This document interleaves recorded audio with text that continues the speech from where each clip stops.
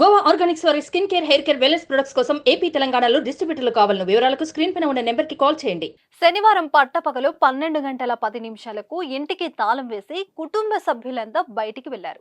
అలా బయటకు వెళ్లిన ఆ కుటుంబం 40 నిమిషాల తర్వాత అంటే మధ్యాహ్నం 12:50 తిరిగి ఇంటికి చేరుకున్నారు.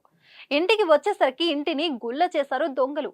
పట్టపగలు కాలనీలో ఇంటి చుట్టుపక్కల మనుషులు తిరుగుతున్నా కానీ గుట్టు చప్పుడు కాకుండా దొంగలు తమ పని కానిచ్చేశారు. కేవలం 40 నిమిషాల్లోనే ఇల్లును ఖాళీ చేసిన ఘటన నిజామాబాద్ లో జరిగింది.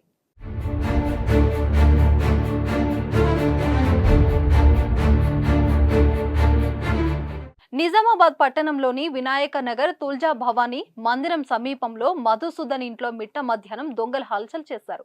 మధుసూదన్ కుటుంబ సభ్యులతో కలిసి శనివారం మధ్యాహ్నం 12:10 ఇంటికి తాళం వేసి బయటికి వెళ్లారు.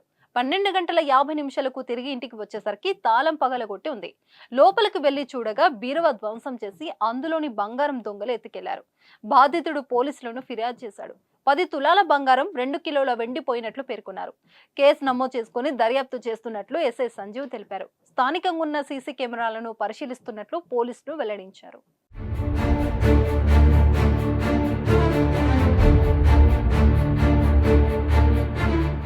సుమన్ టీవీలో మీ పర్సనల్ అండ్ బిజినెస్ ప్రమోషన్స్ కోసం కింది నెంబర్కి కాంటాక్ట్ చేయండి.